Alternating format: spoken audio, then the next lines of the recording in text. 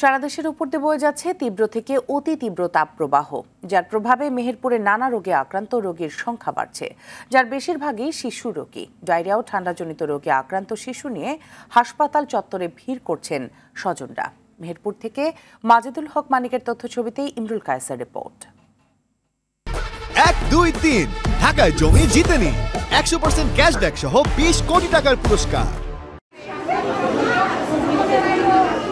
বাইরে প্রচণ্ড তাপ, হাসপাতালে রোগীর ভিড়। এই চিত্র মেহেরপুর 250 শয্যা জেনারেল হাসপাতালের। তীব্র গরমে নাজেহাল সাধারণ মানুষ, আক্রান্ত হচ্ছে বিভিন্ন রোগে। জেলার সরকারি হাসপাতালগুলোতে ডায়রিয়া, নিউমোনিয়া সহ নানা রোগে আক্রান্ত রোগীর ভিড় চোখে পড়ার মতো।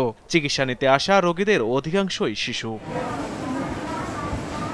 হাসপাতালের তথ্যমতে সর্দি, কাশি, জ্বর ও ঠান্ডাজনিত রোগে প্রতি 24 ঘন্টায় জেলার 3টি সরকারি হাসপাতালে ভর্তি হচ্ছে অর্ধশতাধিক শিশু রোগী। পাশাপাশি প্রতিদিন বহির্বিভাগে চিকিৎসা নিতে আসছে কয়েকশো শিশু রোগী। বাচ্চা ঠান্ডা, জ্বর, বাচ্চা কিছু খায় না। বাচ্চাটা কয়েকদিন ধরে খাওয়া দাওয়া করছে না, এবং প্রস্রাব ইত্যাদি হলো। শিশুদের খাদ্যাভ্যাস পরিবর্তন আর তীব্র গরমে নাকাল শিশুরা বারবারই অসুস্থ হয়ে পড়ছে বলছেন অভিভাবকরা। যত রোদে তাপ পড়ছে তত আমার বাবুর হইলে ডায়রিয়া তত বেশি। বাচ্চার জ্বর, ঠান্ডা, আবার পাতলা পায়খানা হচ্ছে, সাথে আবার খাওয়া দাওয়া করছে না কিছু।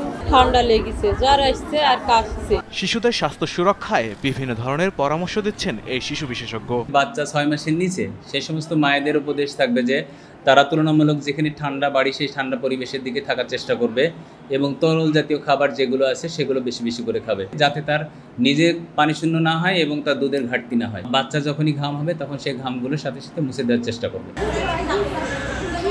ইমরুল কায়েস, RTV।